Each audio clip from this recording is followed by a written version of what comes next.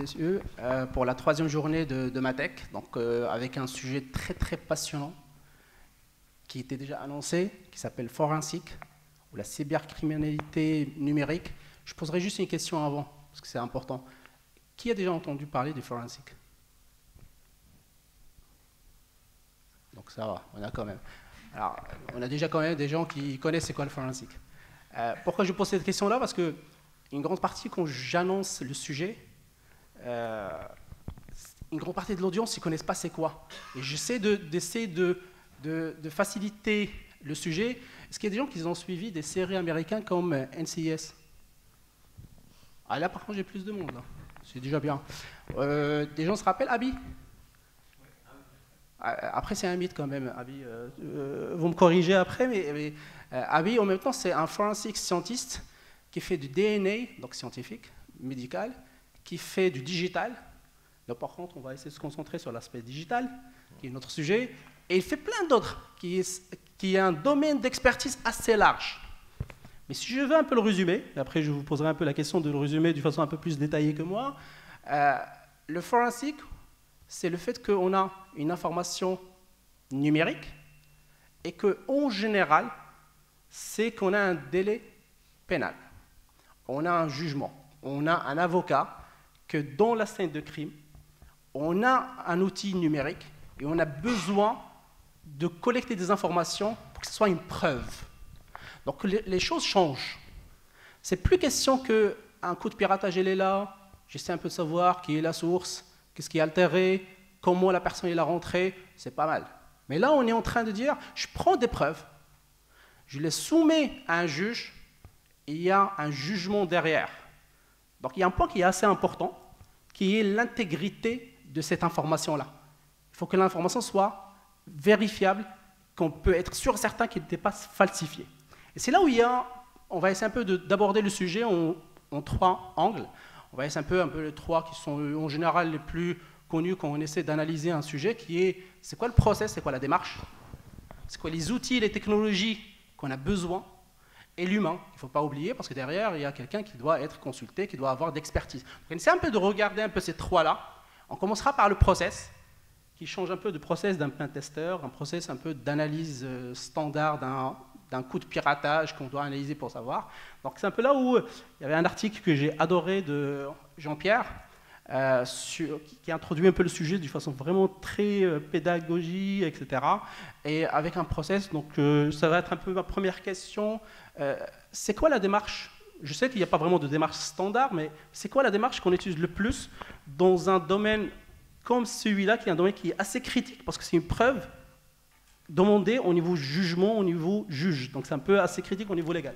Alors moi, déjà je fais un petit distinguo entre le forensique de remédiation pour trouver par exemple quelle est l'origine d'un incident et le forensique judiciaire qui lui demande beaucoup plus encore de rigueur et qui demande certains éléments comme la loyauté de la preuve, c'est une des sources de base du droit, donc loyauté de la preuve et traçabilité de cette preuve, comme tu l'as dit tout à l'heure, avec possibilité de réaliser une contre-expertise, possibilité de prouver à toute étape de notre action forensique que la preuve n'a pas été altérée. Alors le forensique judiciaire, c'est un petit peu comme une scène de crime. Une scène de crime, on va faire de la police technique et scientifique. Lorsque vous allez arriver sur une scène de crime classique, vous voyez par exemple dans cette pièce un cadavre avec une arme, vous n'allez pas commencer à modifier l'état des lieux de tous les éléments qui sont présents là. Le forensique judiciaire, c'est exactement pareil, sauf que notre scène de crime, c'est peut-être un disque dur ou peut-être un téléphone. Donc on va être obligé de mettre en œuvre toute une série d'actions pour conserver cette preuve dans l'état initial où on l'a découverte. Et s'il y a nécessité, si les avocats de la partie adverse ne sont pas contents des résultats, ils peuvent demander une contre-expertise et on aura toujours, pour démarrer la contre-expertise, la même preuve, pas modifiée du moindre bit informatique. Merci Jean-Pierre. Après, je reviens un peu sur l'historique. J'ai posé la question tout à l'heure, forensique, donc c'est déjà pas mal, une grande partie connaissent. Est-ce que quelqu'un peut... Question pour un champion.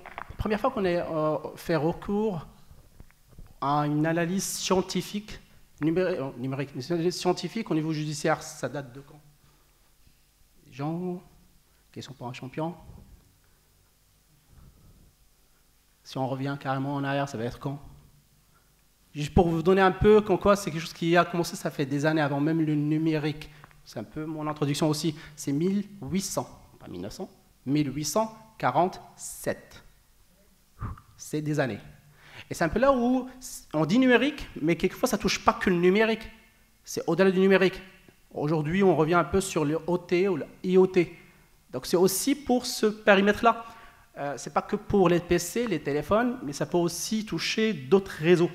Et c'est là où, quand ça touche ce réseau-là, ce n'est pas que l'aspect purement judiciaire. Quelquefois, on peut utiliser les mêmes techniques, mais au niveau entreprise, Adama. Donc, est-ce que le procès change quand on est en train de faire du forensic, pas pour un aspect judiciaire, mais un aspect purement corporate? Une entreprise, il a soit un problème de propriété intellectuelle, un problème de vol de propriété intellectuelle, pour être plus précis. Est-ce que c'est la même démarche? Oui, je vous remercie. C'est la même démarche. Parce que là, c'est un aspect technique de la chose. Alors, quand on vous appelle pour un forensique, pour venir faire des enquêtes et prouver réellement que la machine ou le système a été victime d'une attaque, d'une intrusion, d'une fraude. Alors, la première des choses, quand vous arrivez sur le lieu, on collecte les données, on analyse et on passe à l'investigation. Alors, dans la collecte de données, on fait la récupération de l'image du système.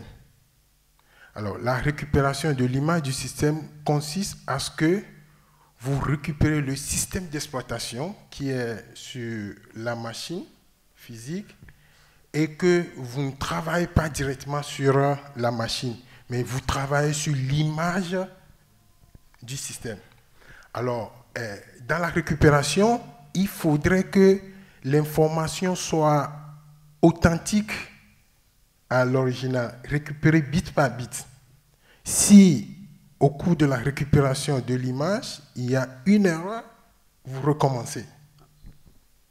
Alors, lorsque l'image est récupérée, vous prenez l'image, on le ramène par exemple sur ma machine et je commence l'investigation. Alors, dans l'investigation, on a par exemple, lors de la collecte d'informations, on utilise plusieurs outils tels que FTK Imager, qui est un bon outil, un bon logiciel pour récupération d'images. Et après ça, on utilise par exemple l'outil Autopsy. Il y a un outil qui s'appelle Autopsy ou bien Volatili pour faire de l'investigation. Bon, maintenant, si vous voulez faire de l'investigation avec un outil avec l'interface graphique, l'Autopsy est bien, mais avec interface dans le terminal, etc., Volatili, parce que voilà, ça dépend du préférence de tout un chacun. Alors, sur l'image, si par exemple, il y a un fichier qui a été supprimé, ou l'utilisateur l'a supprimé, peut-être ça fait 1 mois ou 2 mois de cela, quand vous récupérez l'image et que ce fichier n'existe plus sur le système d'exploitation, mais vous, quand vous récupérez l'image, quand vous travaillez, vous retrouvez tout ce qui a été supprimé. Donc, et avec ça, quand vous parcourez, vous analysez, vous voyez, alors, surtout la récupération, on parle de forensic memory. Là, c'est encore bien, c'est parce que la machine n'a pas été éteinte. Vous récupérez tout, et là, vous pouvez voir les processus en cours d'exécution, les applications en cours d'exécution. Et là, ça vous donne, alors, pourquoi ce processus est démarré? Alors, quand vous voyez ça, vous allez dire, ah, à quelle heure le processus là s'est démarré? Voilà, vous voyez le processus là, et puis vous dites, bon, voilà, vous voyez un outil, un logiciel qui se trouve à un endroit sur le système. Et quand vous voyez le logiciel, vous dites, mais c'est quoi ce logiciel? Et vous cherchez à savoir un peu plus sur l'état de ce logiciel. C'est de l'autopsie. C'est ça, l'autopsie. Et vous vous rendez compte que peut-être c'est un payload qui a été utilisé plusieurs fois pour mener des attaques. Et à partir de ça, vous voyez, voilà comment c'était introduite. Et vous remontez l'information, à quel endroit, etc. Maintenant, sur l'écran, peut-être il s'est fait que la personne a démarré, a ouvert un terminal. Donc, tout ça là, malgré que ces informations sont déroulées, par exemple, un mois ou 24 heures, 48 heures avant votre intervention, vous retrouvez ces données-là, vous faites des captures d'écran de chaque donnée, qui sont les artefacts, et pour prouver que effectivement la machine a été victime d'une attaque et comment s'est passée la chronologie, l'heure à laquelle, etc., où est-ce que, quelles sont les données exfiltrées, etc., donc vous décrivez. Bon, maintenant, si vous êtes un agent forensique pour venir faire l'investigation, vous devez savoir comment l'attaque s'opère. Ça veut dire que vous devez aussi avoir une compétence en pentesting ou bien en tant que pentester. Vous devez avoir toute cette connaissance-là, et à partir de ça, quand vous récoltez toutes les preuves qu'il faut, maintenant vous procédez au déroulement, le scénario, comment l'attaque a été initiée, effectuée, jusqu'à finir. Et après ça, vous rédigez un rapport, vous mettez toutes les données, tout ce que vous avez, les artefacts, tout ce que vous avez récupéré dans un rapport bien détaillé que vous remettez à l'entreprise. Parfait. Donc, je retrouve en gros un peu le même process que était dans l'article de Jean-Pierre, qui est... alors, si on prend un peu le process standard d'un pentesting et compagnie, c'est on identifie, d'accord, on analyse et on documente, en gros. La chose qui est assez importante dans le forensic, qu'il soit dans un domaine pénal ou dans un domaine corporate, c'est qu'il y a une étape entre l'identification et l'analyse, qui est très très importante, et j'estime que c'est la plus importante, et c'est un peu là aussi ma question, c'est la préservation de la preuve elle-même. Donc, comme Adam vient de mentionner, c'est qu'on ne travaille pas sur la source, on fait une copie de la source. La source ne doit pas être touchée. Donc il y a une identification certes, mais il y a une préservation de la source qui est assez importante. C'est un peu là ma question, je vais un peu le poser dans les deux côtés, donc un côté judiciaire, un côté entreprise. Cette préservation de l'information, parce que Adam il a mentionné, je fais une copie de l'OS, je copie le disque et je travaille sur la copie, comme ça la source n'est pas altérée. Mais le challenge que je vois moi, c'est que je prends un scénario, un vrai scénario, comme ça moi tout le monde est dans la même idée.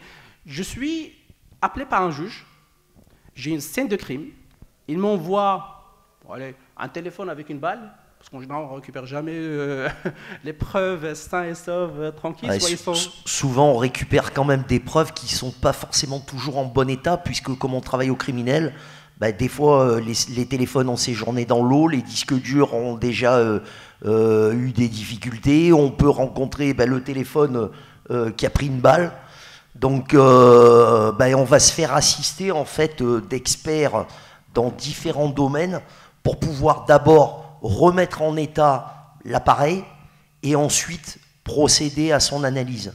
Donc moi, ce que je fais souvent, c'est que je vais faire appel à des labos privés qui vont me remettre d'abord le téléphone en condition, remettre par exemple un écran, remettre certains éléments de la carte du téléphone qui ont pu être endommagés.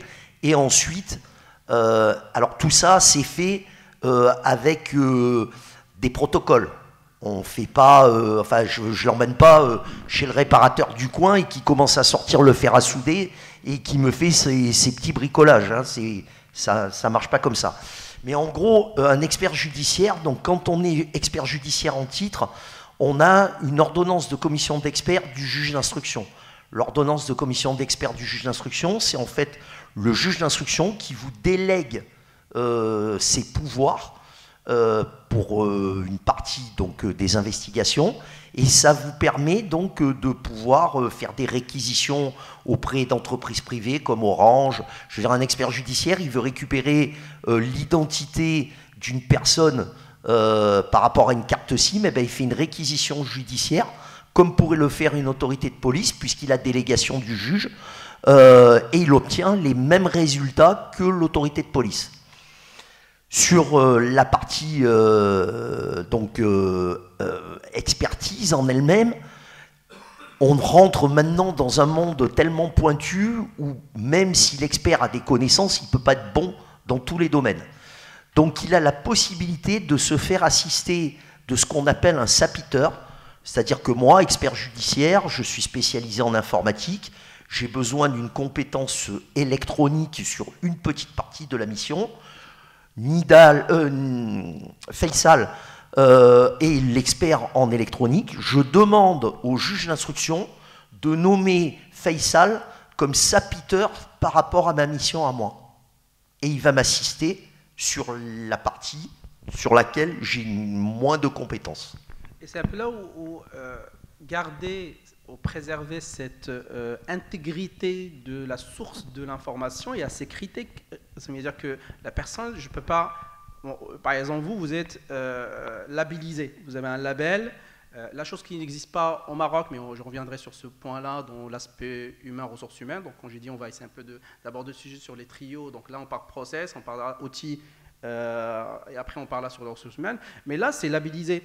Est-ce que cette personne que vous appelez, par exemple, vous êtes expert sur la partie technique, j'ai un téléphone, je prends toujours mon exemple, j'ai un téléphone, il a pris une balle, il faut quelqu'un qui arrive à pouvoir faire une reconstruction de cette puce-là afin de la cloner, si j'ai bien compris, parce qu'il ne faut pas que je travaille sur la source, parce que sinon je casse la logique. Il faut que déjà j'ai quelqu'un électronique qui me reconstruit la puce, après il y a un outil qu'il faut utiliser pour cloner la puce, après je travaille sur la copie. Maintenant, je reviens toujours sur ce process. Je suis devant un juge, en face de moi, c'est pas que le juge. Devant moi, c'est un adversaire qui a un avocat. En général, c'est du pénal. Donc, en général, il va prendre lourd. Donc, son avocat, il est bien armé. Il va essayer d'attaquer sur le premier front, qui est en général le front de l'intégrité de tout le process et de l'information, de l'intérêt un peu aussi d'avoir une copie et ne pas toucher. Mais comment ça se passe avec ce process quand je délègue? Parce que la puce était construite, reconstruite ou remise en ordre par un délégué. Alors bien sûr, comme l'a dit Adama, il faut du rapport, et ce rapport, il va marquer chronologiquement à l'intérieur tout ce qui est fait pour pouvoir reconstruire ce téléphone. C'est-à-dire qu'il va marquer étape par étape tout ce qui a été réalisé de façon à ce qu'on ait toujours une traçabilité. En fait, on doit avoir une traçabilité, une possibilité de reconstitution de toutes les actions qui ont été conduites sur les appareils. Sur les disques durs, par exemple, moi je pratique un peu comme Adama, mais je vais vous montrer tout à l'heure un petit peu du matériel. Donc j'ai un copieur haute volée, où vous mettez la source d'un côté, vous mettez donc un deuxième disque dur de l'autre côté, et on va cloner bit à bit, c'est-à-dire jusqu'au plus petit élément, comme le disait Adama, parce qu'on a une partie sur un disque dur, vous savez qu'on a la partie des données qui sont encore visibles, et on a ce qu'on appelle les SLAC, les données qui ne sont plus utilisées, mais sur lesquelles il y a encore de l'information. En gros, c'est un petit peu comme si on prenait sur un ouvrage, on détruit la table des matières, vous ne savez pas exactement à quelle page se trouve l'information, mais si vous compulsez le document, vous allez retrouver cette information. Donc c'est ce qu'on fait nous, Adama, avec des logiciels spécifiques. On vous en montrera sur l'écran. Je n'ai pas pu emmener tout le matériel qu'on utilise, donc on a fait des photos, mais je vous expliquerai sur photo ce qui se présente. Après, ce que je fais, Donc on fait des hashes beaucoup. Parce que le hash va nous permettre de connaître le hash de départ et le hash de destination. Et on va être en mesure de prouver par ce hash que vous savez que si on modifie un pixel dans une image, le hash n'est plus du tout le même. Donc là, le hash, ça va nous servir à prouver que cette preuve de départ et cette preuve d'arrivée sont exactement les mêmes. J'utilise le hash également pour faire des signatures numériques des systèmes d'exploitation. Par exemple, quand on va analyser un disque dur, je vais me retrouver avec des milliers de fichiers. Pour gagner un peu de temps, je vais faire un hash de Windows, par exemple, et je vais sortir du champ de mes investigations tous les fichiers qui sont déjà signés Microsoft. Ceux-là, je sais que par définition, ils n'ont pas été modifiés. Donc, j'enlève de là, déjà, si j'enlève Windows, si j'enlève les principaux logiciels avec les signatures hash des logiciels, ma partie en investigation, elle va passer peut-être de 100 000 fichiers à analyser à 3 000 ou 4 000. Et ceux-là, c'est ceux où il y a la plus-value, parce que c'est ceux qui ont été modifiés par l'utilisateur. Regarder des dizaines de fichiers de Windows, ça peut être intéressant, mais s'ils sont siglés par Windows, ça n'amène rien, quoi. Par contre, comme ça, je détecte les éventuelles modifications qui ont été réalisées. Donc, quand même, on a un process, on a de l'outillage qui nous permet de pouvoir garder cette intégrité. Alors, je vais demander quand même au régie de me projeter quelques images de... Je mettrai un peu de vous, juste un peu pour le voir aussi. Ouais, ça va. Quelques images d'outils. Juste pour introduire un point, il y en a deux types d'outils. Il y a un outil qui est labellisé, un outil qu'on ne peut pas trouver en marché public. Ces outils, déjà pour les acheter, il faut avoir un agrément, il faut que la personne soit agrémentée, ce qui complique un peu aussi la formation. On reviendra un peu sur ce sujet. Dans l'après-midi, on parlait un peu sur la formation et la montée en compétences sur la partie forensique. Et il y a les outils qui sont grand public, en général, c'est TCP-Dump, les outils un peu qu'on peut utiliser pour pouvoir récupérer les infos. On reviendra un peu sur ce volet-là. Et c'est Clément il nous rejoint d'ici peu, comme ça on discutera un peu aussi sur ce volet-là qui n'est pas forcément les outils labellisés. Donc je te laisse... Alors là, vous voyez à l'écran une mallette avec les différentes connectiques pour la téléphonie. Et c'est donc à partir de ces mallettes qu'on va traiter les téléphones. C'est des mallettes qui sont labellisées forensiques. Alors au tout début, jusqu'à il y a un an, ces mallettes, elles étaient en vente libre, donc n'importe qui pouvait les acheter. Maintenant, il faut une autorisation de l'ANSSI, l'équivalent de la CNDP ici, pour pouvoir en faire l'acquisition.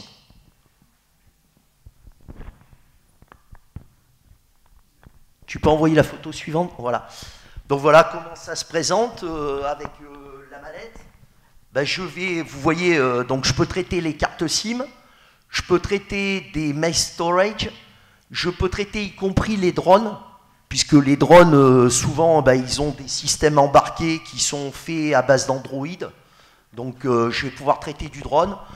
J'ai une possibilité d'y brancher une caméra qui va me permettre, entre autres, de retrouver les patterns, vous savez, les fameux codes qu'on peut tracer sur son téléphone et pouvoir être en mesure de l'ouvrir. Et en dernier, vous avez un module ici qui est fait pour les téléphones. Tu peux passer la suivante. Ça, c'est InCase, donc c'est un logiciel américain qui est utilisé par le FBI. Ça correspond un peu à ce que Adama nous a présenté avec Autopsy, sauf que c'est un logiciel labellisé pour les experts judiciaires. On va utiliser 3 grands logiciels, donc InCase d'origine américaine, X-Way Forensic qui est d'origine allemande, et Forensic Explorer qui est à mon sens celui que j'utilise parce que graphiquement il est le plus sympa pour pouvoir travailler. Parce qu'il ne faut pas oublier que quand vous travaillez par exemple sur des images pédophiles, vous en avez peut-être pour 4 jours ou 5 jours de traitement du disque dur et du traitement des images. Et les images, on va aller les vérifier une à une. Parce que même si on a certains logiciels qui nous permettent de isoler les images qui présentent du nu, savoir si c'est une gamine de 16 ans ou si c'est une gamine de 18 ans, ben à la fin, c'est l'expert qui va se visionner ces images pendant des heures et des heures pour pouvoir dire, ben, monsieur le juge, ça ressemble à du mineur. Alors, l'expert, c'est qu'un conseiller technique du juge. C'est pas lui qui prend la décision finale. Moi, je remets les images en estimant que c'est des images qui relèvent de la minorité au juge d'instruction. Le juge d'instruction, ben, lui, il les qualifie. S'il n'est pas en mesure de les qualifier lui-même, il va faire appel à un autre expert, un médecin légiste, par exemple, pour que le médecin légiste dise oui, c'est du mineur ou non, c'est du majeur. Tu peux envoyer ? Voilà, moi j'utilise celui-là, Forensic Explorer, parce qu'il est un petit peu plus simple et plus graphique pour pouvoir travailler dans de bonnes conditions. Donc il permet en fait de créer, vous voyez en haut, New Case. Donc je crée un New Case qui s'appelle Adama. Ensuite, je vais aller sélectionner le média que je vais travailler sur Open, là. Et ensuite, eh ben, je vais ouvrir le disque dur, le faire monter comme un peu dans un système Linux et commencer à travailler dessus. Et après, mon logiciel, eh ben, il va me permettre, vous voyez en haut, il y a email, il y a artefact, il y a registre, il y a book, etc.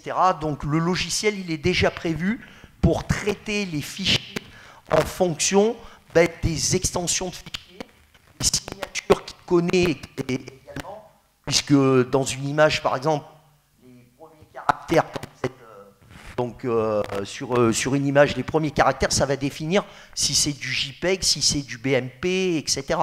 Donc je vais pouvoir dire au logiciel, affiche-moi uniquement les JPEG, affiche-moi uniquement le BMP.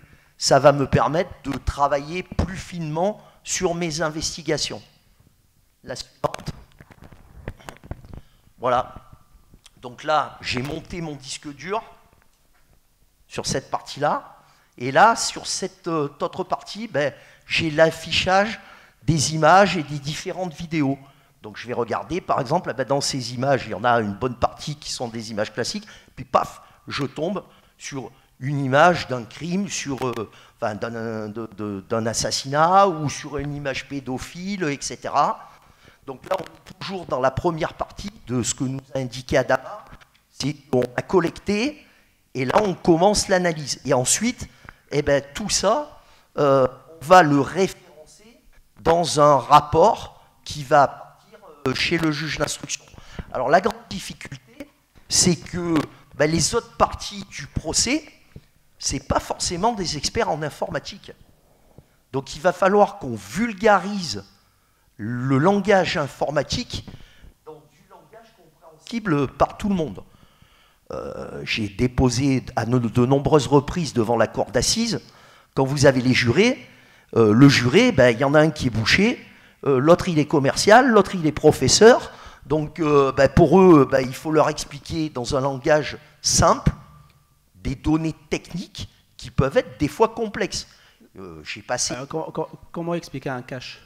Alors voilà, c'est ce qu'on disait. J'ai expliqué une fois pendant près de 4 heures la différence entre une image de cache et une image classique, puisque dans le cadre, par exemple, de la pédopornographie, il faut avoir fait une action pour pouvoir... Non, ça va, il a un mauvais contact. Donc il faut avoir fait une action de téléchargement ou de visionnage des images pédopornographiques pour être poursuivi. Et donc l'avocat de la partie adverse, il me disait, oui, mais si c'est le cache, c'est fait par une machine. Donc mon client, il n'a rien fait. Oui, mais pour que le cache soit enregistré, il faut quand même que vous ayez été surfé sur des sites interdits.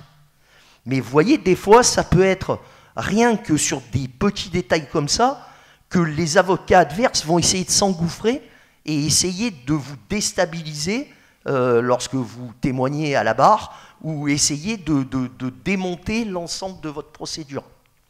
Donc il faut vraiment être méticuleux, y compris dans la rédaction du rapport. Un mot, c'est un mot. Vous pouvez passer l'image suivante. Voilà, donc Forensic Explorer. Image suivante. Donc un peu le process. Donc comme l'a dit Adama, ben, dans un premier temps, je vais collecter donc, les éléments de preuve. Alors quand on travaille sur des petits systèmes, c'est relativement simple. Quand on travaille sur des systèmes vivants, ça peut être très compliqué. Moi, j'ai eu à expertiser avec un juge d'instruction des fichiers qui se trouvaient dans le système d'information d'un aéroport. On ne peut pas arrêter l'aéroport, hein. Donc il va falloir travailler peut-être avec des administrateurs système, travailler avec des spécialistes du système sur lequel on va travailler pour se faire assister et récupérer. J'ai eu une autre fois à récupérer également des images dans un journal. Un quotidien qu'on a dans le sud de la France qui s'appelle Var Matin. Donc on a perquisitionné le journal pour pouvoir récupérer des images dans leur système d'information. Donc là, pareil, hors de question d'arrêter le journal. J'ai perquisitionné le porte-avions Charles de Gaulle. On ne peut pas arrêter les avions hein, qui décollent, etc. Donc, par exemple, pour le porte-avions Charles de Gaulle, il y avait un marin qui n'avait rien trouvé de mieux que de faire une sorte de deepfake en utilisant le trombinoscope de toutes les marinettes qui étaient sur le porte-avions et de mettre leur tête sur des images pornographiques. Donc il a fallu récupérer tout ça pour prouver que les images venaient bien du trombinoscope de la Marine nationale, etc. Donc là, par exemple, on ne peut pas arrêter le porte-avions, donc il faut qu'on travaille avec les différents spécialistes. Nous, notre travail, c'est d'arriver à la fin, à nos fins. Après, il faut le documenter, il faut expliquer comment on l'a fait, etc. Mais on ne peut pas arrêter. Donc ensuite, on a la partie examen, la partie analyse, et à la fin, la partie rapport. Et la partie rapport, ce n'est pas la moindre des choses. L'analyse, c'est déjà complexe, mais la partie rapport, moi, les rapports, souvent, je les relis 2 ou 3 fois. Je les fais même relire des fois par d'autres personnes pour être sûr que ce soit bien compréhensible de tout le monde. Voilà une petite carte mentale des principaux principes, étape par étape, de ce qu'on doit faire en investigation numérique, hein, les différentes étapes, les supports, les problèmes liés au process d'intervention. Allez-y. Voilà, là, c'est un investigateur. Donc, vous voyez, il utilise donc une mallette téléphonie là, qu'il a sur la tablette, et il va analyser une tablette. Donc tout ça, à chaque fois, allez-y, envoyez l'image suivante. Voilà, le matériel, ça c'est du matériel XRY suédois qui permet également d'analyser la téléphonie, parce qu'on a plusieurs solutions possibles. Donc la pieuvre nous permet donc de connecter différents supports, et ensuite on analyse le téléphone. Généralement on va mettre d'un côté la source, ça va être le téléphone ou le drone ou la tablette ou le support qu'on a, et de l'autre côté un disque dur ou une clé USB pour exporter les données. Donc généralement ces mallettes, ce qu'elles font, c'est qu'elles exportent dans un format propriétaire, mais ensuite on a un logiciel qui s'appelle Physical Analyzer qui va nous permettre de réaliser un PDF automatique avec toutes les différentes sections, par exemple le journal des appels, l'annuaire téléphonique, les mots de passe. C'est un rapport déjà pratiquement fait qu'on va, l'expert judiciaire va juste le retoucher un petit peu.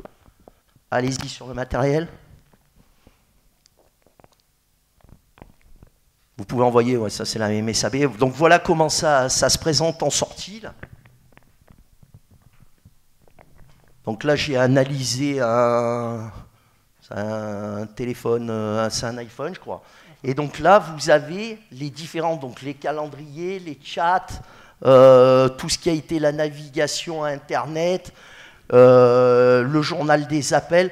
Et en fonction de ce que je veux, je vais cocher soit tout, soit uniquement les parties qui m'intéressent. Allez-y. Ça, c'est un bloqueur en écriture, c'est-à-dire que c'est un dispositif électronique que je vais interfacer entre le disque dur source et mon ordinateur de travail, puisque vous savez que si vous touchez le moindre fichier sur un ordinateur, vous allez changer les eurodatages. Dès qu'on manipule un fichier sur un ordinateur, on change les eurodatages. Donc si on change les eurodatages, la preuve elle est plus exacte. Donc je mets ce dispositif électronique de bloqueur en écriture. Il m'empêche de modifier quoi que ce soit sur le disque dur. C'est-à-dire que je peux récupérer de la donnée entrante, mais si moi, opérateur, je fais une erreur quelconque et je cherche, je fais une erreur avec ma souris et je glisse un fichier, ce dispositif va empêcher tout accès de mon ordinateur vers le disque preuve. Allez-y. Ça, c'est un copieur haute vitesse. Donc vous voyez d'un côté, donc, comme l'a dit Adama, c'est risqué de travailler sur la preuve. Avec le bloqueur en écriture, je pourrais le faire. Ça ne me poserait pas de problème. Sauf que je me dis, si par malheur, il y a un court-circuit électrique, si par malheur, il se passe quelque chose, je tue la preuve et après, qu'est-ce que je fais? Je ne fais plus rien. Donc je vais cloner en bit à bit. Donc il va me calculer le hash du premier disque dur, il va transférer les données en clone bit à bit et il va me calculer le hash de sortie pour être sûr que ma preuve et la nouvelle, l'élément de travail soient totalement identiques. Et ensuite, je vais travailler sur la nouvelle, l'élément qui a été cloné et non plus sur l'original.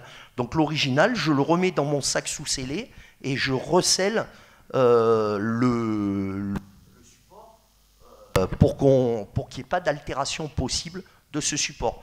Parce qu'un travail sur un disque dur, ça peut prendre, des fois je travaille pendant 15 jours. Vas-y, je t'écoute. Non, c'est moi. C'est moi parce que je suis expert officiel près la cour d'appel et donc j'ai le statut équivalent, si tu veux, à un OPJ. Donc je n'ai pas besoin d'être contrôlé par quelqu'un. Par contre, si c'est fait par quelqu'un qui n'est pas labellisé, en gros, l'expert judiciaire, il a les mêmes pouvoirs que les investigateurs de la police ou de la gendarmerie. Moi, quand j'étais au ComCyber gendarmerie, j'étais contrôlé par personne. Et le fait d'être officier de police judiciaire te permet de pouvoir acter, c'est à preuve du contraire. Jusqu'à preuve du contraire.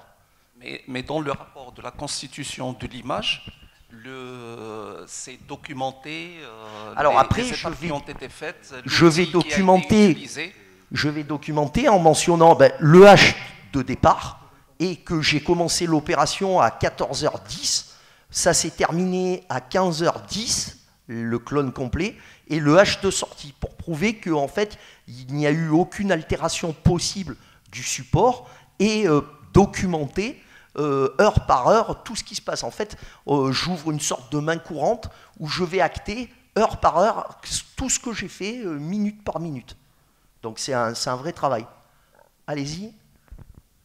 Donc ces copieurs, c'est des copieurs haute vitesse, hein, ils sont capables de copier à plusieurs gigabits les données. Hein. Vas-y. Vas-y. Un autre bloqueur en écriture, donc Tableau, c'est une marque allemande qui est spécialisée dans le forensique judiciaire. Bon, ça coûte un peu cher. Hein. Un bloqueur, c'est 250-300 € le petit bloqueur. Hein. J'aurais une question et en même temps, je vais appeler Clément sur scène. Si tu peux nous rejoindre, Clément, merci beaucoup. Pourquoi je vais un peu poser cette question? Parce que la majorité des outils, on est bien d'accord, c'est des outils qui sont labellisés. C'est-à-dire qu'on ne peut pas les acheter, ils ne sont pas sur le marché public. Et on appelle notre expert pour la question. Je dirais que c'est une question. Alors, les bloqueurs en écriture, tu peux les acheter, c'est ouvert au public, hein, on peut les acheter. Okay. Parfait. C'était un peu ma question parce que ça me permet un peu de pouvoir connecter un peu les points parce que là, une partie de ces outils-là, ces outils parce qu'on est en face d'un juge, donc c'est du juridique. Donc il faut une preuve légale, juridique, etc. Mais le forensic, ce n'est pas forcément que du juridique. Il y a aussi l'aspect purement économique avec des entreprises qu'ils appellent pour faire du forensic au niveau entreprise. Et bon, heureusement, il y a des outils quand même, des bloqueurs qui sont ouverts à tout le monde. Donc il y a des outils par contre qui sont pas, on ne peut pas les acheter comme étant n'importe qui. Il faut avoir des labels, etc. Et c'est un peu là où j'ai une question pour Adama et pour Clément aussi. À part les outils, par exemple, comme le bloqueur, qu'apparemment, ils sont au public. Est-ce qu'on n'a pas des outils open source, des outils gratuits, qui font, par exemple, du horodatage, qui font des bloqueurs, au-delà un peu du fait qu'il faut payer une grande somme pour avoir des outils comme ça? Oui. L'exemple que j'ai donné tout à l'heure, ou le scénario, tous ces outils-là sont des outils open source.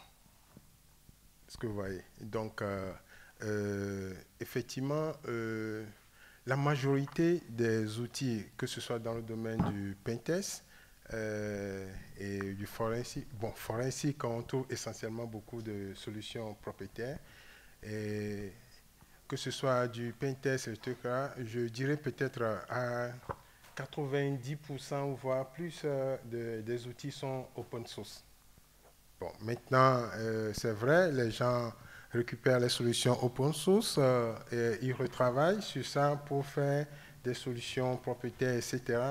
Bon, maintenant, quand vous prenez Autopsy, FTK Imager, toutes ces solutions sont open source, mais qui, en l'utilisant, vous pouvez prouver intégralement que comment le système a été piraté ou hacké, et vous pouvez vous montrer les preuves, toutes les données, etc. Vous remontez le scénario d'attaque est bien documenté. Donc il y en a des outils qui sont open source, accessibles à tout le monde, parce qu'il y a forcément une session où on parlera un peu sur la partie formation forensique, où l'objectif aussi est de pouvoir donner la main à des gens pour s'entraîner, parce que si on doit payer des milliards pour avoir des outils pareils, c'est assez cher pour le grand public. Maintenant, si on prend juste un peu les outils que vous utilisez le plus, comme ça au moins l'audience il a une information sur les outils open source. Oui, bon, par exemple pour la récupération de l'image, j'utilise très souvent FTK Imager, et pour l'investigation Autopsy ou bien Volatility, et qui me permet de retrouver toutes les traces, etc. Et si effectivement il y a une attaque, et bon, il y en a d'autres, il y en a plusieurs, mais ceux qui me sont familiers, c'est ce que j'ai pu citer ça. Parfait, merci. Et Clément, si on veut un peu faire un focus au départ sur... parce qu'au départ, on avait commencé sur la partie process, on a expliqué un peu la partie technique, ou les outils.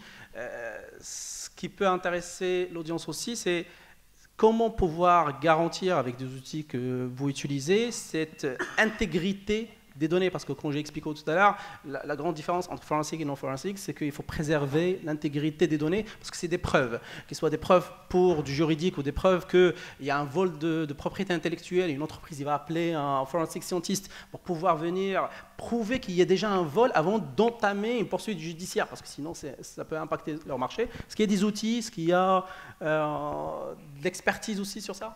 Merci Faisal. Pour revenir un peu à ta question, je pense qu'il faut dissocier deux choses. C'est que quand tu commences un peu à faire du forensic, que tu n'es pas trop à l'aise, bah, tu vas en effet utiliser un peu des forensics, mais puis à un moment donné, quand tu commences à faire vraiment bosser sur des cas assez sensibles, moi j'en ai travaillé sur quelques-uns pour la Commission européenne, pour certains services aussi, bah là, tu as vraiment cette obligation-là, derrière, de présenter ça à un juge, de présenter ça derrière des autorités, et pour ce faire, il ne faut pas trop que tu fasses un peu de la merde, quoi. Donc ça, c'est la première. Puis la seconde, aujourd'hui, tu as plusieurs comment dire, outils un peu dans le paysage. En effet, soit des outils qui sont, je dirais pas bas de gamme, mais vraiment d'entrée, pour t'y connais pas, mais quand tu commences à être à un autre niveau, il te faut vraiment des solutions propriétaires qui ont été éprouvées, qui ont vraiment fait vraiment leurs preuves. Je pense entre autres à Axiom ou encore à Magnet qui peuvent t'amener beaucoup plus loin. Ou encore quand tu es soit dans la police ou même aussi pour certaines actions spécifiques du Celebrate. Tout à l'heure tu parlais un peu des différentes outils, mais par exemple un peu pour des outils comme Celebrate ou comme d'autres, si t'es pas au niveau de certaines cellules, pour être vraiment très simple, en fait il n'y a pas accès, quoi. Mais ça te permet aussi derrière d'aller beaucoup plus loin. Après Celebrate aussi, c'était un peu leur cas aujourd'hui, ils ne vendent plus entre autres en Afrique parce que aussi derrière tu as un peu des questions derrière juridiques, géopolitiques et bah là-dessus. Et puis pour terminer un peu sur ce point-là, tout va dépendre aussi de la vélocité et surtout de la technicité entre autres des opérateurs. Si tu n'as jamais fait de forensic et surtout tu sais pas du tout comment ça fonctionne, tout à l'heure Jean-Pierre a un peu le présenté très bien, que tu fais un peu de la merde là-dessus, alors que toi, tu étais un peu censé apporter les preuves, tu vas venir un peu, entre guillemets, parasiter cette scène-là, quoi. Et donc, on ne saura plus ce que toi, tu as fait et ce que vraiment les attaquants ont pu faire. Donc, c'est assez important, à mon sens, qu'on commence un peu à faire de la forensique et surtout à certains niveaux où toi, tu dois quand même venir te baser sur un disque dur qui a été dumpé, te dire, voilà exactement ce qui s'est passé et que moi, je n'ai pas du tout rajouté mes traces en voulant faire cette investigation-là.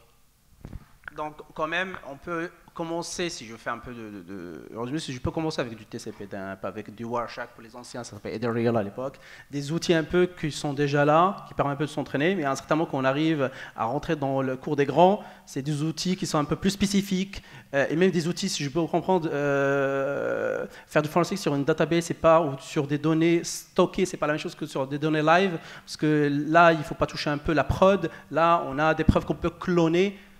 En fait, tu as vraiment ça, et surtout aussi, il faut dire, quand tu commences par exemple à auditer ou vraiment venir faire cette forensic-là sur de très gros parcs, tu vois, là on parle plus vraiment du petit lab où tu vas juste avoir 2 gigas de voir un peu auditer, 4 gigas, donc là parfois on parle vraiment de terra, on parle vraiment de milliers, voire vraiment de milliards de logs, donc il faut quand même que tu puisses avoir de vrais outils derrière et surtout une vraie méthodologie pour très rapidement, avec soit seul, ou on le fait quand même la plupart du temps en équipe, avec des gens qui sont assez spécifiques sur différentes tâches pour pouvoir, allez, on va se dire au bout de 48 heures, si on n'est pas trop mauvais, commencer vraiment à avoir les premières, on va dire les premiers retours, les premiers artefacts qui vont être analysés et commencer à se dire, voilà un peu ce qui se passe, et puis en parallèle aussi mener tout le côté investigation. Ah oui, ça je sais pas si vous en avez un peu parlé tout à l'heure, mais vraiment le côté aussi investigation et surtout le côté humain, il est très important. T'as beau être technique, t'as beau venir là-dessus, mais si tu ne prends pas à un moment donné, tu vas avoir plusieurs hypothèses. Ces hypothèses-là, il faut les infirmer ou les confirmer.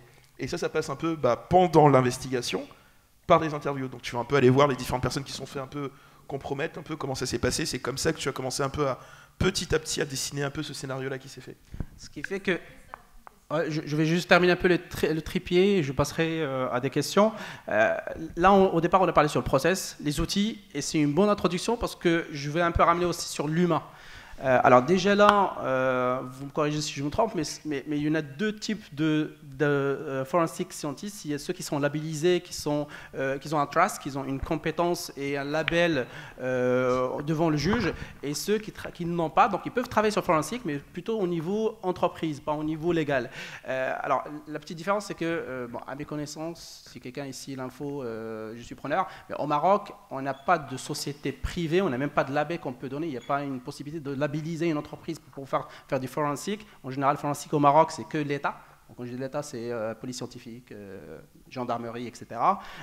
Ce qui n'est pas le cas, quand même, de le fait que vous parlez tout à l'heure sur le fait que vous êtes appelé, parce qu'en France, on a le droit d'appeler un non officiel, un non agent d'État, pour pouvoir faire du forensic. Il y a cette possibilité de créer un label État que des sociétés. Avant, c'était que des particuliers, là c'est des sociétés parce que le système n'est pas le même. Mais avant, c'était une personne qui peut être labellisée à être appelée par un juge pour faire du forensic. Au Maroc, on ne l'a pas. Maintenant, comment ça se passe, cette labellisation? L'humain, parce que tout à l'heure vous avez parlé aussi sur que ce humain, c'est pas un geek, c'est pas quelqu'un qui connaît que la technique. La technique tout seul ne sert à rien parce que devant lui, à la fin, comme vous l'avez aussi mentionné, Jean-Pierre, c'est qu'il y a un juge, il y a un langage, il y a une communication, il y a une manière d'expliquer. Il y a une documentation qui ne doit pas être une documentation technique, il y a une documentation juridique. Donc il y a un mélange chez l'humain qui doit être mélangé entre la communication, la bonne documentation avec le bon wording, la bonne manière d'écrire, la bonne manière d'expliquer, et sa technicité. Donc c'est un mélange entre les trois. Comment ça se passe sur la partie humaine? Après, je prendrai 3-4 questions, c'est sûr.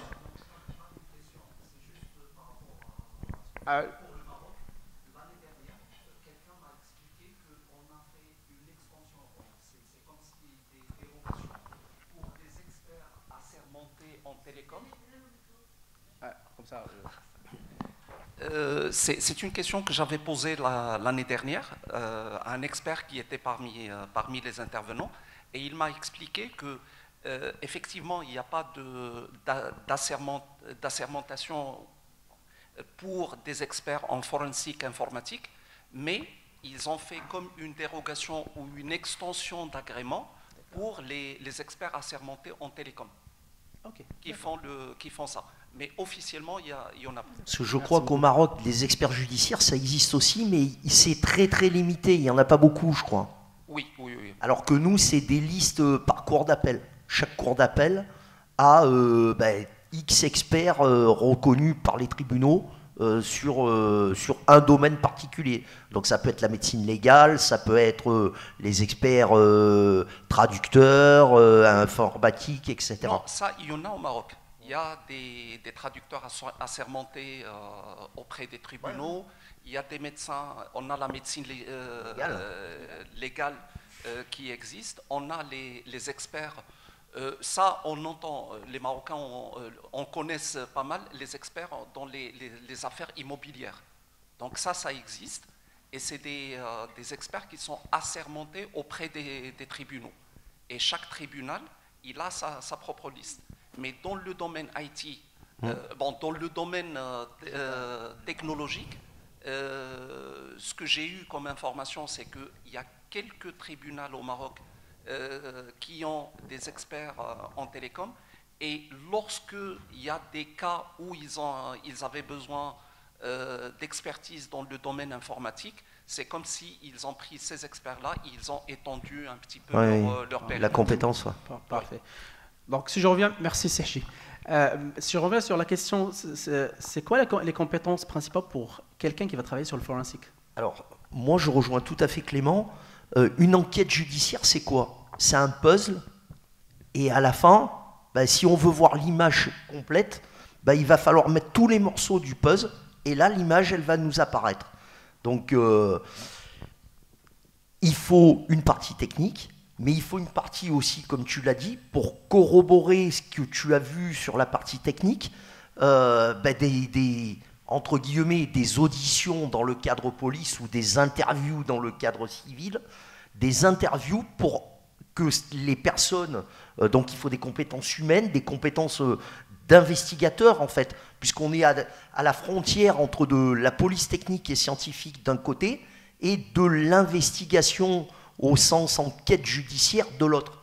Donc il faut, à mon sens, avoir la double casquette et la casquette juridique en plus pour pouvoir traduire un fait matériel en une infraction judiciaire. Donc nous, par exemple, on a l'infraction à intrusion, maintien dans un système automatisé de données, c'est un délit. Moi, ou Clément ou Adama, ils constatent quelque chose, ils s'aperçoivent que les constatations techniques qu'ils ont réalisées, ça correspond à l'élément matériel de cette infraction, et ils le traduisent en fait dans un langage judiciaire.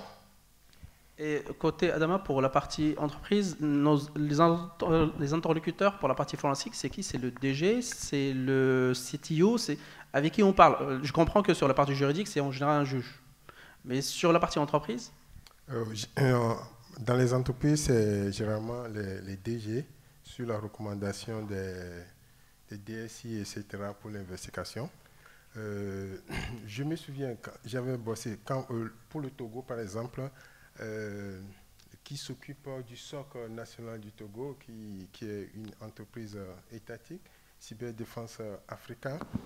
Alors pour la partie forensique, on utilisait l'outil qu'il a présenté tout à l'heure, c'est toute une mallette, et quand l'investigation vient, quand tu bouges, et les données sont claires, c'est-à-dire que tu vois la différence entre l'outil aussi propriétaire et open source, ce que vous voyez. Bon, maintenant, ça c'est l'État qui a pu procurer de ce matériel. Maintenant, si on vous appelle individuellement, etc., bon voilà, vous allez avec les outils que vous avez. Oui, voilà. Donc, c'est un peu le contexte africain de la chose. Et puis, généralement en Afrique, les projets en forensique sont un petit peu rares par exemple, au cours de l'année, etc. Parce que c'est vrai, la digitalisation, ça tarde, etc. Et puis les solutions qui accompagnent dans le domaine cyber, etc. Généralement, on remarque, on attend souvent qu'il y ait d'attaques ou bien, oui, avant de booster ou bien avant que la haute hiérarchie s'en occupe vraiment.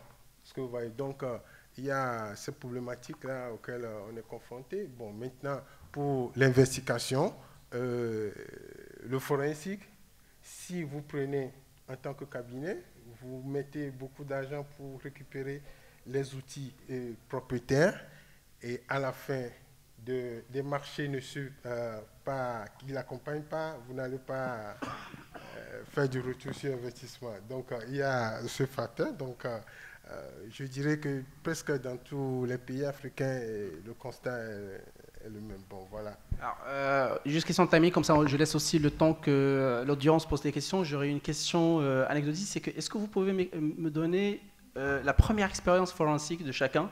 C'est quoi la peur, le fait de la non-connaissance, quelquefois des outils, parce que là on parle des outils qui sont propriétaires. Et je dis ok, si vous avez passé quelques années sur le matériel, vous le connaissez. Mais le premier jour, comment ça s'est passé, Clément? Ça, je m'en souviendrai toujours. Ça fait maintenant bientôt 10 ans. Ouais, ça commence à faire. À l'époque, je connaissais pas encore grand-chose. Enfin, si, quand même, parce que j'avais fait pas mal de CTF, donc des captures de flag. Je commençais un peu à me faire, entre guillemets, pas mal. Et là, tu as vraiment une PME, en tout cas même une pépite en Bretagne, qui se fait attaquer. J'avais jamais fait, mais vraiment, d'investigation. Moi, je connaissais un peu comment on faisait un peu du volatility parce que j'en avais fait en CTF. Et moi, vraiment, sous mon jeune âge, je suis un peu mis devant cette mission-là. J'ai dû faire ma valise en 12 heures. J'étais dans l'avion, je vais là-bas, on vient me récupérer, mais quand même très protocolaire là-dessus.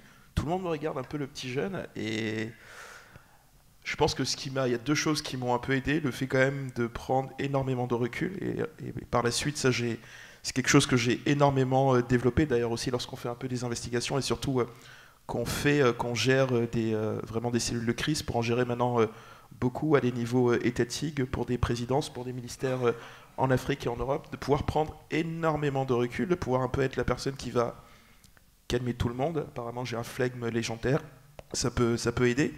Et donc sur cette mission-là, elle était assez délicate et je m'étais vraiment donné, et au bout de 48 heures, parce que j'avais pas beaucoup dormi, avec les quelques compétences que j'avais, et puis aussi le fait de chercher, petit à petit j'ai commencé un peu à apporter. Mais j'avoue que j'ai été un peu lâché comme ça, j'avais même pas de, entre guillemets, 1+1, 1+3 qui avaient pu vraiment m'accompagner, parce qu'eux-mêmes aussi n'avaient jamais fait ça, donc je me suis un peu retrouvé là-dessus. Et pour la petite anecdote, quelques mois après, il y avait à l'époque monsieur Jean-Yves Le Drian, qui était à l'époque vraiment le ministre des Affaires étrangères en France, qui était passé, et puis derrière il faisait un peu référence un peu à cet élément-là, et puis on avait un peu échangé pendant 10 minutes. Quoi.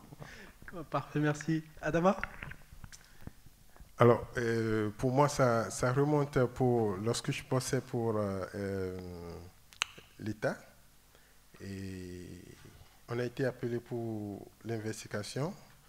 Bon, tout de suite, qu'est-ce que j'ai fait? J'ai l'outil auquel je maîtrisais, c'est-à-dire les outils open source. J'ai démarré, j'ai commencé.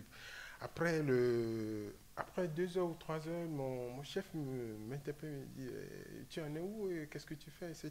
Et puis je lui ai fait un briefing de la situation. Il me dit mais on a des outils pour ça, mais pourquoi tu ne l'utilises pas? Et c'est là où Vous avez eu l'opportunité d'utiliser des autres outils à part les open source, c'est vrai. C'est une bonne opportunité. Et c'est là où j'ai arrêté ce que j'ai fait, donc j'ai recommencé avec.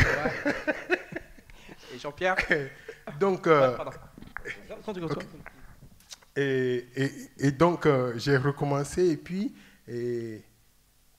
quand vous collectez les données, vous retrouvez les artefacts, et puis les scénarios, vous commencez par vous parvenir dans la tête comment l'attaque s'est déroulée, etc. Et plus tu avances, plus tu as envie d'aller jusqu'au fond, etc., etc. Et puis... C'est l'investigateur. Et donc,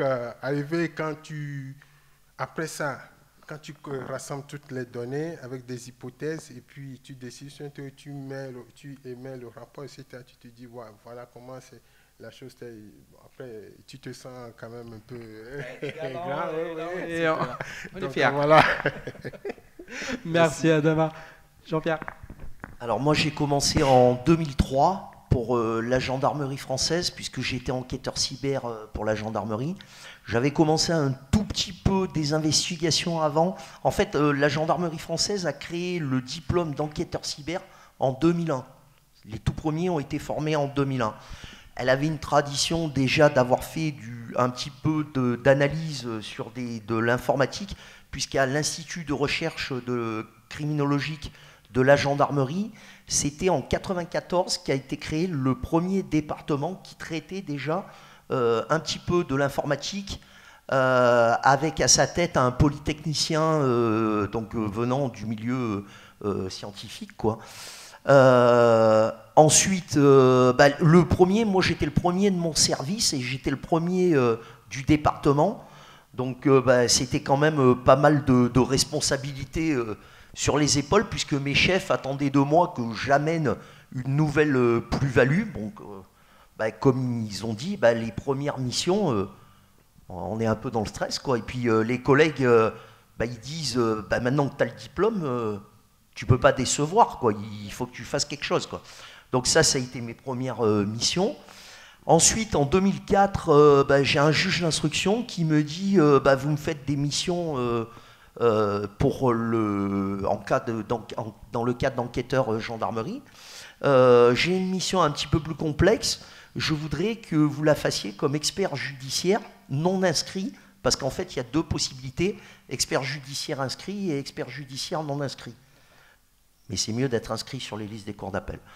Donc j'ai commencé un petit peu en 2004 où on m'a dit voilà, lance-toi. Alors là le rapport des experts judiciaires, c'est pas tout à fait le même que le rapport établi par des policiers. Donc j'ai pris de la documentation, j'ai lu, je me suis acheté des bouquins, j'ai lu, il y a un bouquin qui a été réalisé sur l'expertise judiciaire pour bien comprendre les tenants, les aboutissants, etc. J'ai fait peut-être 500, 600 expertises judiciaires. Et puis après, on m'a dit, là maintenant, il faudrait peut-être penser à vous inscrire sur la liste des cours d'appel, ce que j'ai fait. Et donc j'ai été inscrit sur la liste des cours d'appel en 2012. Merci beaucoup. Alors, je prendrai 2-3 questions. Je commence. Merci beaucoup. Écoutez, il y a quelque chose que j'ai pu retenir pendant vos échanges, c'est que l'intégrité, elle est primordiale pour l'enquête et pour les investigations. Vous avez parlé de H, donc il faut laisser toujours le format initial intègre, et donc forcément il faut avoir le H, il faut le comparer en finale avec en fait ce qu'on a pu faire et réaliser comme investigation pour que la personne, le juge, sache qu'il n'y a pas eu d'altération. Maintenant, je suis en train de penser, ça se passe à l'échelle étatique, et des fois c'est inter-État, et donc forcément on a des capacités que pour le moment, ils ne sont pas encore utilisables par le public. Et je cite par exemple les ordinateurs quantiques. Et on sait très bien que le hash actuellement et les algorithmes actuels qui sont utilisés pour le hachage, ils sont facilement cassables par un ordinateur quantique. Quid d'un État qui peut avoir une infiltration dans vos outils, dans vos PC, utiliser pour altérer, utiliser un autre hash, falsifier votre hash, le remplacer, et donc au final toute votre enquête elle tombe à l'eau. Est-ce que alors ça pourra, à mon sens... Je termine, Jean-Philippe, s'il te plaît. Est-ce que face à cette compétence que vous avez, vous n'avez pas la possibilité d'utiliser des algorithmes de hachage post-quantique ou du timestamping post-quantique, parce que forcément, on est face à des États qui ont du matériel beaucoup plus puissant. Et merci. Alors moi, ce que je dirais déjà, tu parles du quantique, mais il faut que tu puisses accéder à ma machine. C'est facile, hein? Moi, tu as vu que sur mon bloqueur, mon appareil qui va me permettre de copier à haute volée, c'est pas un ordinateur qui m'établit le hash. Donc, c'est certain qu'il faudra réfléchir dans l'avenir, peut-être à utiliser le quantique pour produire une signature numérique qui sera différente du hash actuel et qui sera peut-être plus robuste. Ah ils peuvent se lancer dedans, à mon avis, c'est un grand enjeu. Hein. Y a de quoi faire. Hein. Après, je ne sais pas, Adama ou Clément, quand on est sur du live data, sur des données réelles, ça veut dire qu'on n'a pas arrêté le système. Et je prends un peu la même question. C'est un peu plus compliqué parce que le système, on n'est pas en mode offline. Ça veut dire que ce n'est pas quelque chose qui est offline, qui n'est pas accessible, que je fais une copie. Là, c'est du live. L'aéroport, comme exemple, c'est un peu compliqué. Je vais répondre déjà à ta question, qui est une bonne question, mais comment dire, non, parce que déjà, si tu es à ce niveau-là, j'expliquais ça, c'était avant-hier, on avait un petit débat un peu sur le quantique. Il faudrait peut-être prendre la prochaine fois, prochain Matech, un peu un vrai sujet, une vraie table ronde un peu sur le quantique. Je te répondrai non, parce que ça, entre ce que peut faire le quantique et ce que devra faire le quantique, on n'y est pas encore. On n'y est pas encore parce que même si demain un État a cette capacité-là, il ne va pas encore directement le mettre en place. Parce que lorsqu'on parle un peu du quantique, c'est vrai qu'il y a beaucoup de choses, et je le disais tantôt, tous nos systèmes vraiment de cryptographie, qu'ils soient symétriques ou asymétriques, seraient cassés, et a fortiori un peu toutes nos fonctionnalités de hachage. Mais ce qui fait que demain, si un État devrait un peu se le faire, c'est soit il a en effet, tu vois, ce superbe calculateur-là, donc quand même qui demande avec les opérations de qubits beaucoup d'opérations, et le quantique ne sera, à mon avis, vraiment une menace ou un atout seulement lorsque tu auras sur ton laptop perso ou ton téléphone cette possibilité-là. Tant qu'on n'y sera pas, ce sera vraiment que des si et si et si. Donc on n'y est pas encore. Et donc quand tu es un État, on pourra aussi un peu parler de ce que font un peu les acteurs semi-étatiques, étatiques, type un peu Wagner, mais un peu dans le cyberespace, qui font d'autres opérations qui sont hyper sales, mais on n'y est pas encore. Je pense que quand on va y arriver, il y a énormément d'autres choses. Et c'est vrai qu'il y a un aspect qu'on avait discuté avant-hier ensemble, c'est le matériel. Malheureusement, on n'a pas eu une table ronde ou une conférence sur le matériel, on a essayé d'introduire. C'est vrai que le matériel est assez important. Aujourd'hui, on dit quantum ou quantique, ça reste une idée. Aujourd'hui, avec des papiers universitaires là-dessus, mais en effet que des choses théoriques, rien de bien, que ce soit chez Google, que ce soit aussi en fait du côté des Japonais, pour aussi suivre à titre, on va dire, juste très perso, juste pour ma culture générale et info. C'est vraiment, on va dire, que des papiers avec des mini-POC, mais des mini-POC qui sont quand même vraiment très spécifiques.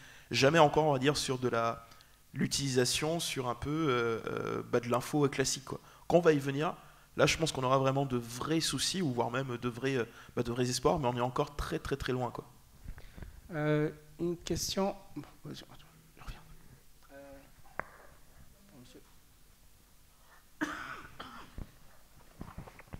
Merci. Moi, ma question, c'est pour tous les trois intervenants, c'est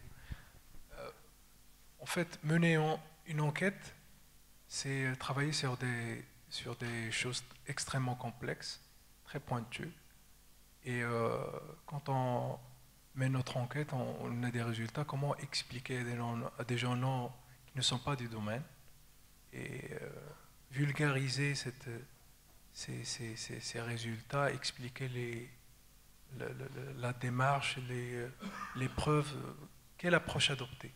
C'est ma question. Question éminemment pertinente, et d'ailleurs moi je me bats maintenant au quotidien pour que ce que nous faisions, qui puisse être très technique, on puisse facilement le vulgariser. Et lorsqu'on fait un peu de la forensique, et moi je parle un peu dans mon cadre très professionnel, moi aujourd'hui je fais un peu vraiment comment dire, des gestions de crise, et donc sur des parcs entiers qui se font défoncer. Et quand en face tu as vraiment le COMEX, ou encore le CA, ou encore vraiment les grands patrons, on s'en fout que tu leur dises, nous on a trouvé tel artefact, on a trouvé un peu au niveau un peu de ta SRAM, on a trouvé un peu au niveau de tes shellbacks, mais ça leur parle pas du tout. Aujourd'hui, la vraie complexité, d'ailleurs le vrai défi, c'est que comment tu expliques simplement qu'il y a eu des attaquants qui sont rentrés, et quand ils sont rentrés, voilà un peu ce qu'ils sont un peu parvenus à le faire. Moi aujourd'hui, la meilleure technique et façon que j'ai trouvée pour l'expliquer, c'est soit avec des heuristiques, donc des cartes un peu mentales qui sont quand même très visuelles, parce qu'on peut vraiment suivre soit heure par heure, ou même aussi jour par jour, ce qui s'est passé. Donc ça permet un peu d'avoir une vision globale. Et puis après, il y a aussi, je dirais qu'il y a deux niveaux. Il y a vraiment le niveau très haut niveau, où là tu vas simplement dire, voilà un peu ce qui s'est passé de telle date à telle date, voilà ce qu'ils ont fait, et surtout quelles étaient un peu les différentes velléités de ces attaquants-là. Et puis après, tu as aussi tous les services techniques ou pas, et là en effet tu peux rentrer un peu plus dans le détail. Mais en fait, il n'en demeure pas moins qu'il faut trouver un contexte, il faut trouver une approche, il faut trouver un consortium qui puisse être le plus simple, et quand tu vas expliquer un peu ce que tu as pu faire de très technique, mais sans à aucun moment, en tout cas à aucun moment, venir un peu évoquer et aborder ce côté technique-là. Ce qui fait, on sera un rétro-scénariste. Il faut prendre le scénario, faire un rétro-scénario, et après expliquer le scénario avec un horodatage pour que la personne comprenne que s'il y a un scénario depuis je ne sais pas combien, il y a un attaqueur, etc. Parce que dès qu'on raconte l'histoire, ça s'accroche rapidement. C'est exactement ça. Faire un rétro-scénariste et raconter une histoire, si j'ai bien compris. C'est exactement ça. En tout cas, pour moi, c'est ce qui fonctionne aujourd'hui le mieux, quand derrière, il y a ce qu'on appelle un peu les fameuses restitutions, ou aussi un peu quand on parle un peu de gestion de crise, en moyenne, s'il y a vraiment 10 jours qui, eux, sont très cruciaux. Et sur ces 10 jours-là, en fonction un peu de la gravité, ou sur ceux aussi en fonction un peu de l'impact, on essaie de mettre soit toutes les journées, ou soit toutes les demi-journées, un peu des points spécifiques qui, eux, peuvent durer c'est minimum 20 minutes et maximum 45 minutes, pas plus, parce qu'en fait, il faut un peu aller au plus simple. Et venir un peu expliquer cette histoire-là, par exemple, un peu heure par heure, ou journée par journée, ce qui s'est passé, ça permet un peu mieux de s'immerger dans l'histoire, et que les personnes en face qui ne sont pas du tout techniques puissent comprendre ce dont on est en train de leur parler. Merci beaucoup. Je prendrai une dernière question, juste pour question de timing. Je prends la question de monsieur.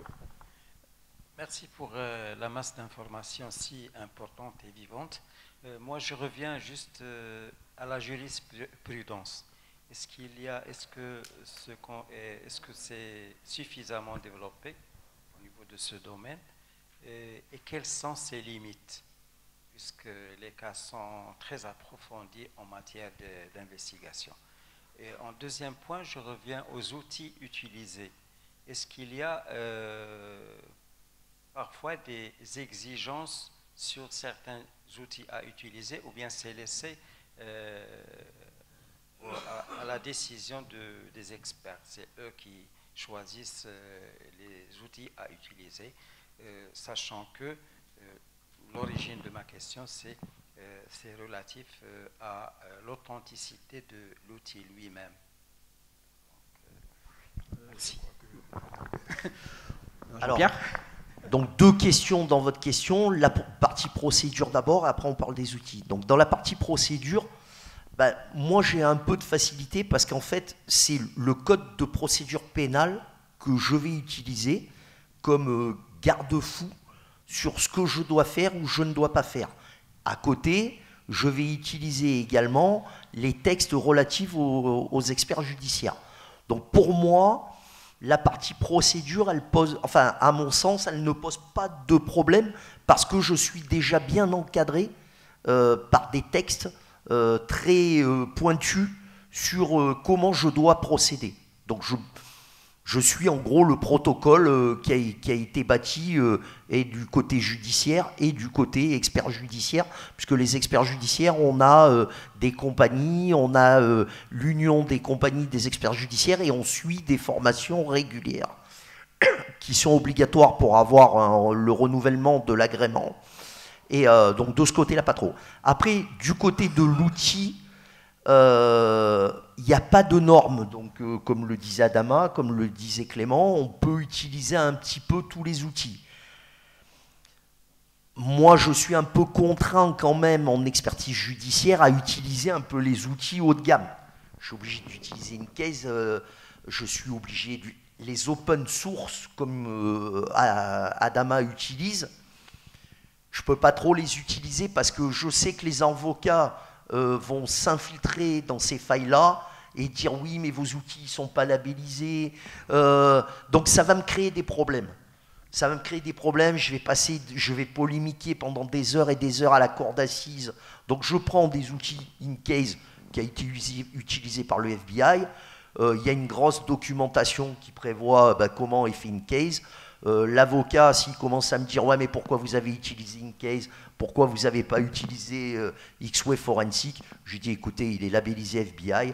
Vous allez lire toute la documentation. Vous revenez me voir quand vous aurez lu les 200 pages de documentation. C'est un outil certifié. » Mais après, l'expert a quand même de la latitude pour pouvoir adapter l'outil aux besoins de sa mission. Donc, suivant les missions, il y a des outils qui vont être plus qualitatifs ou pas. Donc, les outils, on a quand même beaucoup de latitude pour les employer.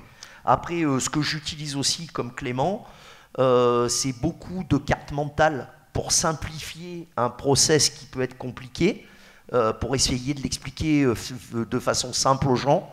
Des synthèses, des fois je vais faire plusieurs synthèses à plusieurs niveaux de synthèse, c'est-à-dire que la synthèse, si je dois la donner à un copil, elle va être un COMEX, elle va être très très courte, alors que la synthèse que je vais donner au ciseau, elle va être beaucoup plus technique, parce que je sais qu'il a la compétence pour pouvoir lire cette technique.